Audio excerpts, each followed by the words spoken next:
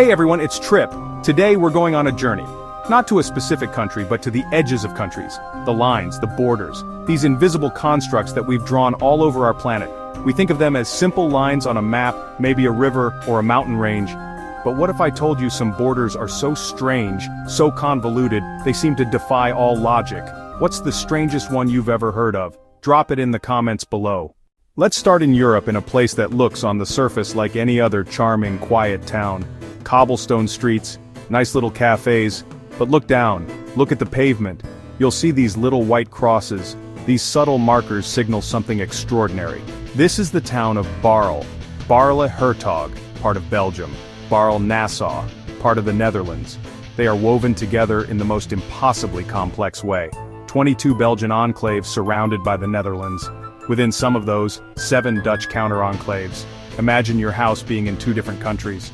The border slices through buildings. Your nationality and taxes are set by where your front door is. Front door tourism. People literally moving their front doors to change countries. Now let's leave the cozy complexity of Europe and head to one of the most remote and desolate places on Earth, the Bering Strait. Here, between the easternmost point of Russia and the westernmost point of Alaska, lie 2 small rocky islands. They are called the Diomede Islands. Little Diomede is on the US side and Big Diomede is on the Russian side. They look close enough to swim between. They are only about 2.4 miles, 3.8 kilometers, apart. In winter, the sea ice can freeze solid, and you could theoretically walk from one to the other. But this short distance hides a much bigger gap. A gap not of space, but of time. When it's 10 in the morning on Saturday on Little Diomede in the USA, it's 7 in the morning on Sunday on Big Diomede in Russia. They are separated by 21 hours. Little Diomede has a small Inupiat population of about 80 people. Big Diomede is uninhabited except for a Russian weather station and a small military presence. During the Cold War, this border was known as the Ice Curtain. Heavily militarized and tense. You could literally look across a short stretch of water and see the next day your neighbors living in your future. Most border disputes are about countries fighting over a piece of land. Each side wants it, claiming historical or cultural rights. But what if the dispute was the exact opposite? Welcome to Tawil, a patch of desert sandwiched between Egypt and Sudan, officially claimed by no one. How do you get a 2,060 square kilometers patch that's an orphan of geopolitics? The story goes back to colonial map-making. In 1899, the United Kingdom drew a straight political boundary along the 22nd parallel. In 1902, a second administrative line was drawn to reflect local land use, giving Sudan control of the Halaib Triangle and moving Tawil into Sudanese administration. After independence, both countries insisted on the map that gave them the valuable triangle, which meant rejecting Tawil. For a century, Tawil has sat in limbo, hot, arid, uninhabited. People have planted flags and proclaimed micronations. In 2014, Jeremiah Heaton famously tried to found the Kingdom of North Sudan so his daughter could be a princess.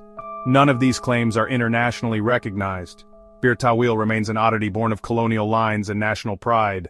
Let's come back to North America, to the longest undefended border in the world, the one between the United States and Canada. But in small communities like Darby Line, Vermont, and Stansted, Quebec, the border gets very personal. The most famous example is the Haskell Free Library and Opera House, intentionally constructed directly on the US-Canada border in 1904. Its international boundary is marked by a black line running across the library's reading room and diagonally across the Opera House seats upstairs. You can enter from the US side, walk to a shelf that is physically in Quebec, and do it without a passport. The stage is in Canada, but most audience seats are in the United States, the only opera house in America with a Canadian stage. It was designed as a shared cultural center, a place where the line was used as a tool of connection. Of course, living on a border brings challenges. Security has tightened in modern times. Families sometimes must report guests who cross the threshold from one country to another. But despite new rules, the spirit of Darby Line and Stansted endures. The library remains a powerful symbol of shared heritage. When you look at a map of Europe, one particular spot just seems off. It's a piece of Russia, a significant chunk of land with a major city and a naval port, completely disconnected from the rest of Russia. To get to mainland Russia by land, you must cross at least 2 other countries. The answer lies in the rubble and the redrawing of maps after World War II. This land was once East Prussia. the city of Königsberg, a German cultural center.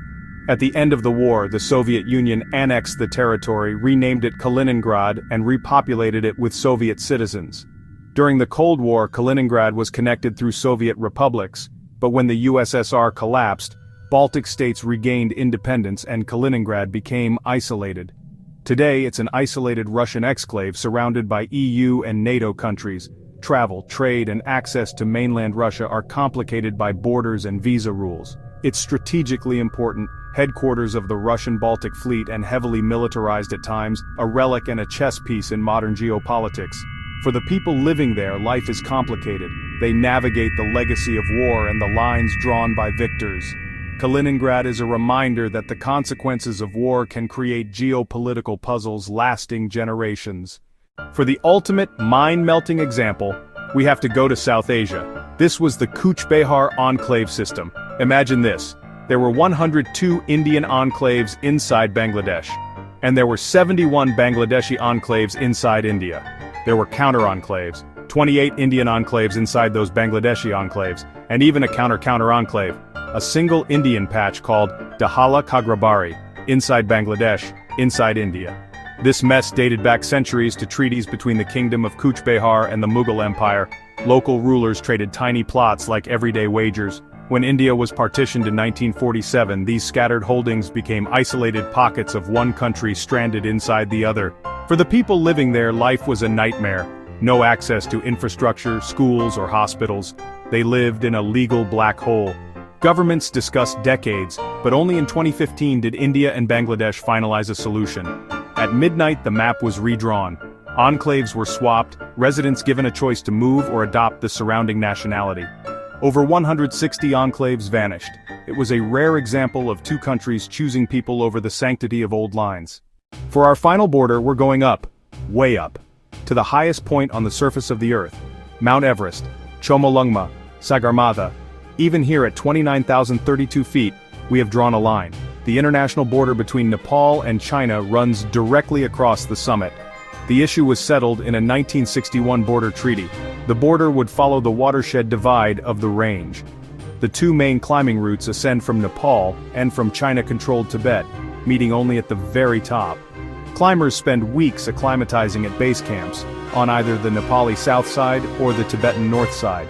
When a climber stands on the summit, they are simultaneously in two countries. Step one way, and you're in Nepal, the other, and you're in China. Both countries manage expeditions, set rules, and collect permit fees. A rare place where international cooperation and rivalry meet. There are ongoing efforts to manage environmental impact. Cleanup teams removing gear and trash left by climbers. Standing on Everest is the achievement of a lifetime, and a powerful moment of geographical perspective. Even at the top of the world, you are standing on an invisible line created by human politics, the ultimate symbol of our map-making obsession. So there you have it. From towns cut in half, islands separated by time, land nobody wants, to the very top of the world. These borders show us that map lines are more than geography. They are stories of conflict, cooperation, history, and the strange ways we try to organize our world. They affect daily lives and create unique identities. Thank you so much for coming along on this journey across the world's strangest borders. Which of these borders completely blew your mind? Let me know in the comments below. I read every single one. If you enjoyed this and want more, hit that subscribe button and turn on notifications so you don't miss the next adventure. Thanks again for watching, and I'll see you in the next one.